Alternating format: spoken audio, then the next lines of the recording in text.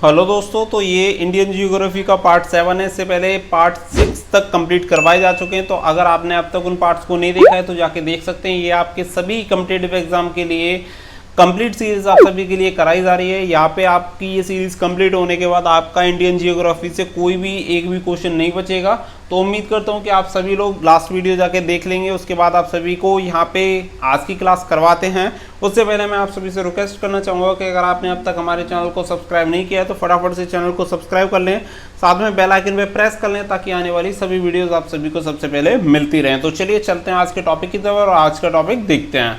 तो आज का अपना टॉपिक रहने वाला है बाढ़ यानी फ्लड। तो इससे संबंधित यहाँ पे देखने वाले हैं। तो यहाँ पे चलिए बात करते हैं। सामान्य से 20% अधिक वर्षा को अतिवृष्टि कहा जाता है। यानी अगर सामान्य से 20% अगर अधिक वर्षा होती है तो उसे अतिवृष्टि कहा जाता है। यह बाढ़ का प्रमुख कारण बनता है। तो आप सभी को बता दें कि बाढ़ का एक सबसे बड़ा रीजन होता है, वो होता है अधिक वर्षा। जब अधिक बारिश होती है तो उसी की वजह से बाढ़ आने के ज़्यादा चांसेस हो जाते हैं और अधिकतर जो बाढ़ आती है वो उसी की वजह से आती है। असम सर्वाधिक बाढ़ प्रभावित राज्य है। तो असम एक ऐसा राज्य है यहाँ पे सबसे अधिक बाढ़ वगैरह आती है। बिहार, पश्चिम बंगाल, पूर्वी यूपी अक्सर बाढ़ से प्रभावित होते रहते हैं। तो आप सभी को बता दें, बिहार भी आप सभी को पता है कोसी नदी की वजह से काफ़ी ज़्यादा बाढ़ आती रहती है। जब भी वहाँ बाढ़ आती है उनमें से एक प्रमुख नदी होती है कोसी, जिसे बिहार का शोक भी कहा जाता है। उसकी वजह से वहाँ काफ़ी बार बाढ़ आती रहती है।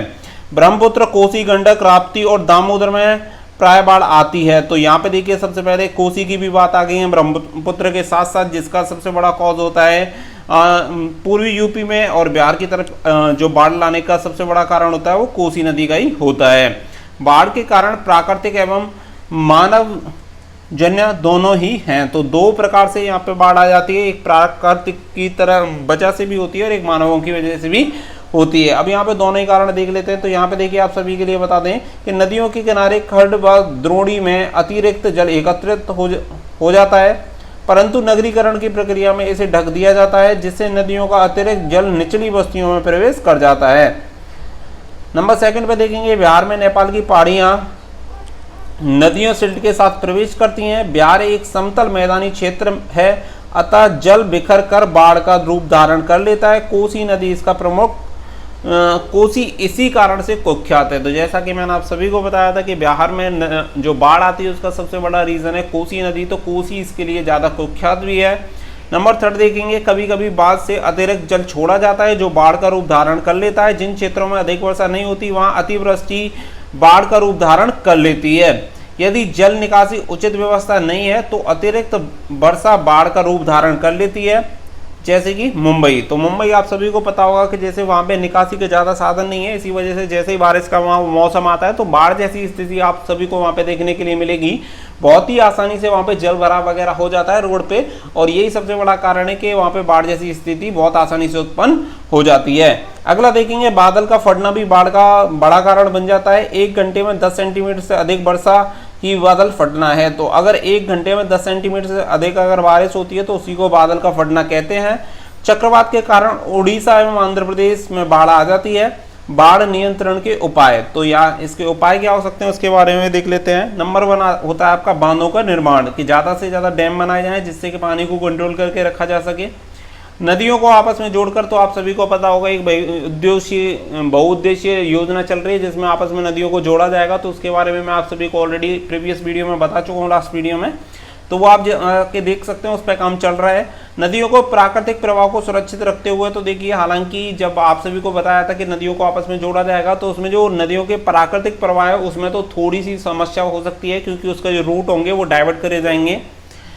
नदी तट पर टाउनशिप और बस्तियों की स्थापना ना करें। तो आप सभी को बताएं, चाहे गंगा हो, यमुना हो, कोई भी नदी हो, हर एक नदी के किनारे पे आपको बहुत बड़े बड़े शहर बसे मिलेंगे। और पहले वो शहर थोड़े दूर हुआ करते थे, लेकिन अभी आप देखेंगे कि कोई भी नदी हो, जिस नदी के किनारे कोई शहर बसा हुआ है उसके दोनों तरफ आपको शहर बसा हुआ दिखेगा। और नदी से मुश्किल से 100 मीटर की दूरी पे ही आप सभी को, 100 मीटर भी नहीं 50 मीटर कहिए, बिल्कुल नदी के किनारे पे ही लोगों ने बिल्डिंगें बना दी। और उसका भी एक बड़ा कारण है कि जब भी नदी में ज़्यादा पानी होता है तो वो हमें बाढ़ के रूप में देखने को मिलता है और हमें लगता है कि बाढ़ आ गई, लेकिन गलती कहीं ना कहीं मानवों की है, जिन्होंने नदियों में जाके अपने घरों को बनाया हुआ है, जिसकी वजह से बाढ़ जैसी स्थिति उत्पन्न हो जाती है। APJ अब्दुल कलाम ने नदी तट पर पक्के कुओं की श्रृंखला बनाने का सुझाव दिया। जो ना सिर्फ बाढ़ को रोकेगा अपितु भूमिगत जल का स्तर भी बढ़ाएगा। अगला देखेंगे यहाँ पे, तो अगला जो पॉइंट आता है आपका सूखा। तो बाढ़ से संबंधित हमने सभी पॉइंट को यहाँ पे क्लियर किया। अब सूखा से संबंधित यहाँ पे पॉइंट को देखेंगे। सामान्य से 20% कम वर्षा की स्थिति को सूखा कहते हैं, यानी सामान्य से 20% अगर ज़्यादा बारिश हो जाए तो उसे हम बाढ़ कहेंगे, अगर सामान्य से 20% कम होती है तो हम उसे सूखा कहते हैं। भारत का 68% भूभाग सूखा आकांक्षित है। तो नंबर 1 आता है गुजरात सूखा के मामले में, सेकंड पे महाराष्ट्र, पश्चिमी मध्य प्रदेश, पश्चिमी राजस्थान, दक्षिणी पंजाब, हरियाणा और बुंदेलखंड आदि, इन सभी पर बाढ़ की मतलब सूखा की स्थिति होती है। तो सबसे नंबर पे आता है फर्स्ट पे गुजरात, उसके बाद महाराष्ट्र और ये सभी राज्य आते हैं। सूखा प्रभावित क्षेत्रों को 2 भागों में वर्गीकृत किया जाता है। नंबर 1 देखेंगे मरुस्थलीय क्षेत्र, जहाँ 50 सेंटीमीटर से कम वर्षा होती है। नंबर 2 पे होती है सूखा आशंकित क्षेत्र, जहाँ 75 सेंटीमीटर से कम वर्षा होती है। तो 2 तरह के यहाँ पे क्षेत्रों को रखा गया है सूखा के क्षेत्रों में। सूखा के कारण यहाँ पे जान लेते हैं क्या हो सकते हैं। नंबर 1 होती है आपकी कम वर्षा होना। सेकंड पे आता है भूमिगत जल का अंधाधुंध दोहन, यानी उसका संरक्षण ना कर पाना। जो भूमिगत जल होता है अगर उसका संरक्षण ना हो तो वहाँ पे भी सूखा एक बड़ा कारण हो सकती है। नंबर 3 पे देखेंगे वृक्षों का कटाव। नंबर 4 पे मरुस्थलों का वायु के कारण हुआ प्रसार।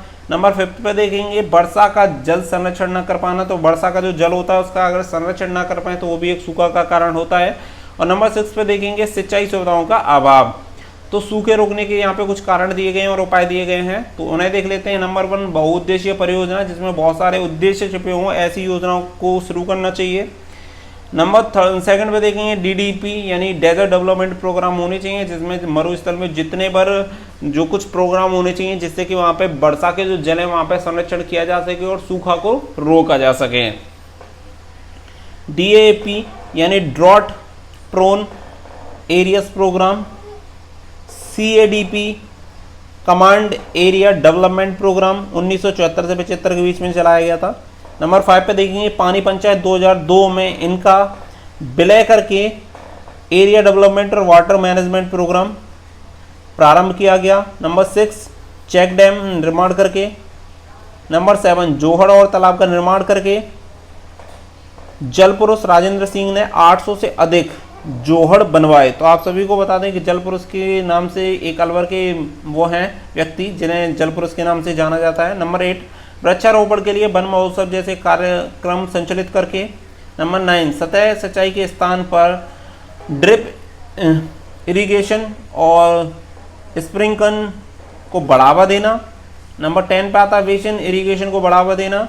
नंबर 11 पे आता है स्मार्ट फार्मिंग के द्वारा, जिससे वर्षा तथा मौसम के पूर्वानुमान पर के आधार पर फसलों का चयन किया जा सके।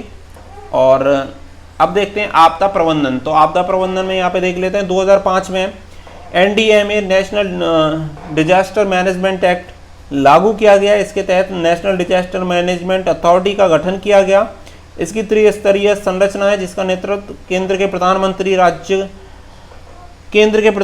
राज्यों के मुख्यमंत्री और जिले में DM द्वारा किया जाता है। NDRF national disaster response force का गठन 2009 में किया गया। इसकी कुल 10 बटालियन है जो BSF, CRPF, CISF, ITBP से निर्मित की गई। राष्ट्रपति और राज्यपाल की अध्यक्षता में आकस्मिकता निधि का गठन किया गया आर्टिकल 267 में। तो ये चीज़ भी याद रखने की है कि NDRF की जो गठन था वो कब किया गया था, 2009 में NDRF का गठन किया गया था, जिसमें BSF, CRPF, CISF और ITBP के जवानों को मिला के 10 बटालियन बनाई गई थी।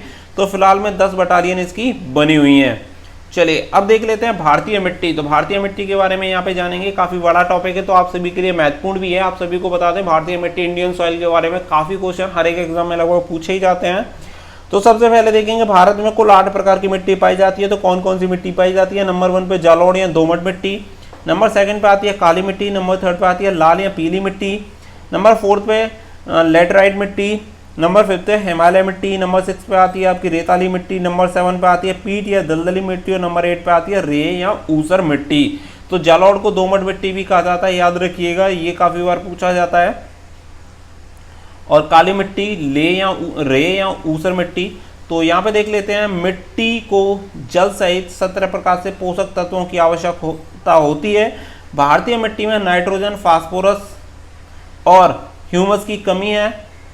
भारतीय मिट्टी को NPK 4.2:1 में दिया जाना चाहिए। तो आप सभी को पता होगा कि आप अपने खेतों में फास्फोरस नाइट्रोजन वगैरह देते रहते हैं, तो यही कारण है कि भारत में जो मिट्टी है उसमें कमी है नाइट्रोजन और फास्फोरस तथा ह्यूमस की, इसी वजह से देते हैं। परंतु इसमें 5.7:2.7:1 में प्रदान किया जाता है। नाइट्रोजन के अत्यधिक प्रयोगों से भूमि की उर्वरता स्तर हो गई है। तो आप सभी को बताया कि नाइट्रोजन की अगर हम बात करें तो सभी लोग अपने में यूरिया वगैरह देते रहते हैं और यूरिया में नाइट्रोजन की मात्रा होती है, इसी की वजह से जो भूमि की उर्वरता है वो स्थिर हो गई है, मतलब उपज उसकी ज़्यादा इंक्रीज नहीं हो पा रही है। हम क्या करते हैं, ज़्यादा फसल लेने के चक्कर में बहुत सारी समस्याओं को भी साथ में नौता देते हैं। हमें क्या होता है कि हमें ज़्यादा उपज चाहिए, वो कितनी पौष्टिक है कितनी आहार वाली है उससे कोई मैटर नहीं करता, बस ज़्यादा होनी चाहिए। अगली देखेंगे नंबर 1 पे दोमट मिट्टी, इसे जालोड़ मिट्टी भी कहते हैं। तो याद रखिएगा, ये भी काफ़ी बार पूछा गया कि दोमट मिट्टी को किस नाम से जाना जाता है, तो जालोड़ मिट्टी के नाम से भी जाना जाता है। ये रेताली और चिकनी मिट्टी के योग से निर्मित होती है। भारत में सर्वाधिक 43% क्षेत्रफल यही मिट्टी पाई जाती है। तो भारत में सर्वाधिक कौन सी मिट्टी पाई जाती है, दोमट या जालोड़ मिट्टी। यूपी में इसका सर्वाधिक विस्तार है, अन्य क्षेत्र हैं आपके पंजाब, इसी वजह से यूपी की कुछ जो क्षेत्र हैं वो वहाँ पे काफ़ी भूमि उपजाऊ है, और पंजाब की तो आप सभी को पता ही है। चलिए अगला देखेंगे, हरियाणा, बिहार, पश्चिम बंगाल, ब्रह्मपुत्र की घाटी, पूर्वी तट और पूर्वी राजस्थान और गुजरात। खादर के रूप में इसका निर्माण होता है। ये भारत की सबसे उपजाऊ मिट्टी है, परंतु इसमें नाइट्रोजन, फास्फोरस, ह्यूमस की कमी होती है, पोटास की अधिकता होती है। नंबर 3 पे देखेंगे काली मिट्टी। ये मिट्टी ज्वालामुखी के लावा से निर्मित है। इसे रेगूर मिट्टी, याद रखिएगा, ये भी काफ़ी बार पूछा गया है कि काली मिट्टी को अन्य किस नाम से जाना जाता है, रेगूर मिट्टी के नाम से जाना जाता है।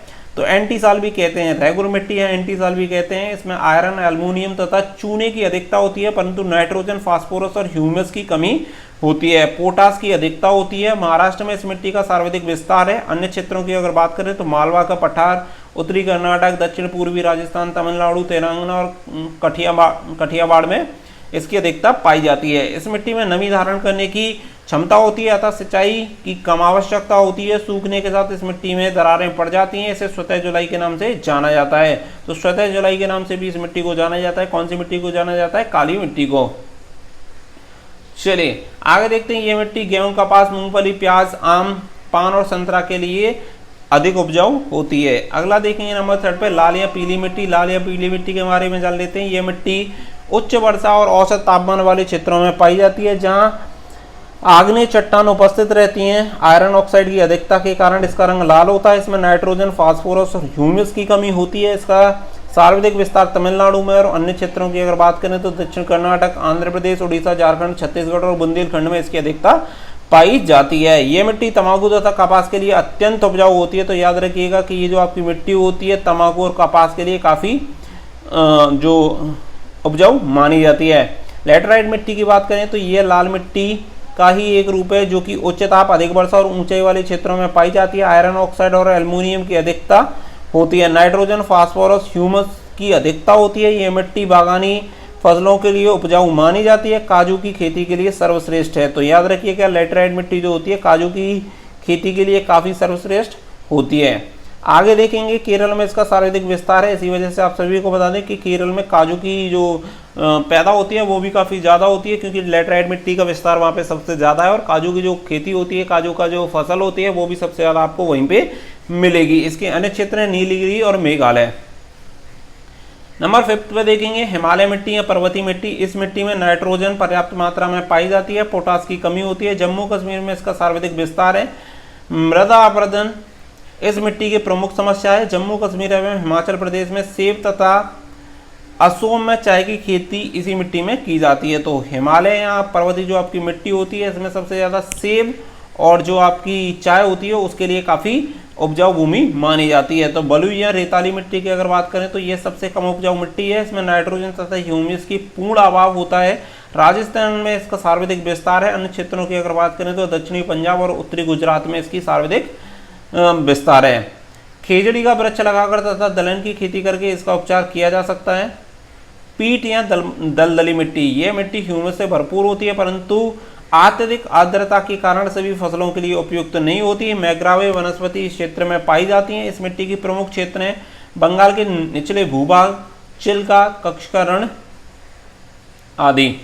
नंबर 8 पे देखेंगे ऊसर मिट्टी। इसे रे कल्चर, चौपान, क्षारीय और नमकीन मिट्टी भी कहा जाता है। अत्यधिक क्षारीय होने के कारण यह मिट्टी फसलों के लिए अनुपयुक्त रहती है। शीशम और दलदली फसलों की खेती, इसका उपचार किया जा सकता है। इसका सर्वाधिक विस्तार यूपी में है 40%। तो मृदा उपचार के बारे में बात कर लेते हैं। विभिन्न तरीकों से मृदा अनुपजाऊ को समाप्त किया जाना ही मृदा उपचार है।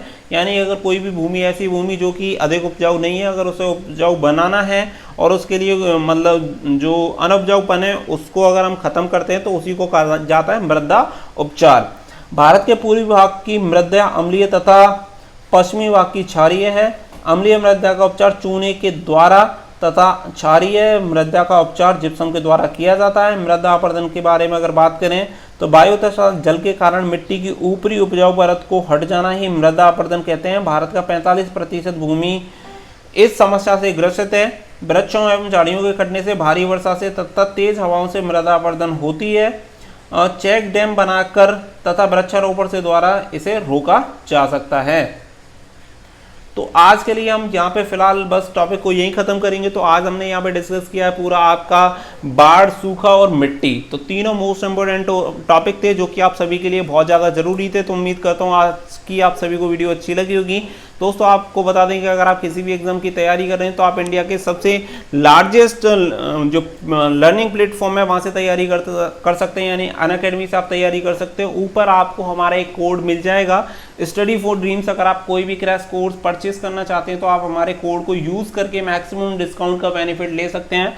आप सभी को बता दें कि अनअकैडमी प्लस पे आपको इंडिया के टॉप एजुकेटर मिल जाएंगे, जहाँ पे आप लाइव क्लास लेके, लाइव डाउट सेशन वगैरह लेके अपने डाउट को क्लियर कर सकते हैं। और वहाँ पे आपका चाहे आपका यूपीएससी हो, चाहे आपका एसएससी हो या आपका रेलवे हो, कोई भी एग्जाम हो, आप वहाँ पे बहुत ही अच्छे से तैयारी कर सकते हैं। सेंट्रल गवर्नमेंट की जॉब और स्टेट गवर्नमेंट की जॉब के लिए सभी के लिए अलग से क्लासेस मिल जाएंगी, जिसमें आपको फ्री, स्पेशल और प्लस क्लासेस मिलती हैं। तो आज ही आप फटाफट से जाएं, अनअकैडमी प्लस एप्लीकेशन को डाउनलोड करें और इस चीज़ का ज़्यादा से ज़्यादा बेनिफिट उठाएं। जैसा कि आप सभी को बता चुके हैं, ऊपर आपको एक कोड दिख रहा होगा, स्टडी फॉर ड्रीम्स।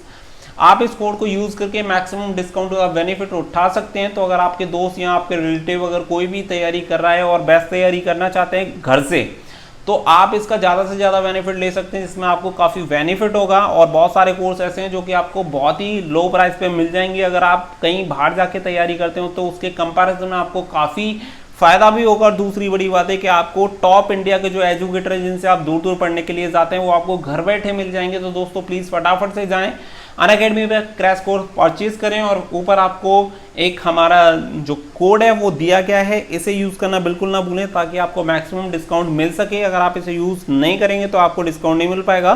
तो आप इस कोड को जरूर यूज़ करें, स्टडी फॉर ड्रीम्स को, और ज़्यादा से ज़्यादा डिस्काउंट का बेनिफिट उठाएं। तो उम्मीद करता हूँ कि आज सभी लोग जाके अनअकैडमी प्लस एप्लीकेशन को डाउनलोड करेंगे। आप हमें अनअकैडमी पे फॉलो भी कर सकते हैं, अवधेश कुमार के नाम से। वीडियो के डिस्क्रिप्शन में आप सभी को लिंक मिल जाएगा। तो उम्मीद करता हूँ सभी लोग इस चीज़ का ज़्यादा से ज़्यादा बेनिफिट उठाएंगे तथा अपने दोस्तों के साथ भी इसे शेयर करेंगे ताकि वो लोग भी अनअकैडमी का ज़्यादा से ज़्यादा बेनिफिट ले सके। तो दोस्तों फटाफट से जाइए और क्रैश कोर्स को परचेज कर लीजिए, साथ में हमारे कूपन कोड को यूज़ कर लीजिएगा, स्टडी फॉर ड्रीम्स को। तो दोस्तों फिलहाल के लिए इस वीडियो में बस इतना ही, मिलते हैं अगली वीडियो में अच्छी सी वीडियो के साथ। तो थैंक यू फॉर वॉचिंग। जय हिंद, जय भारत।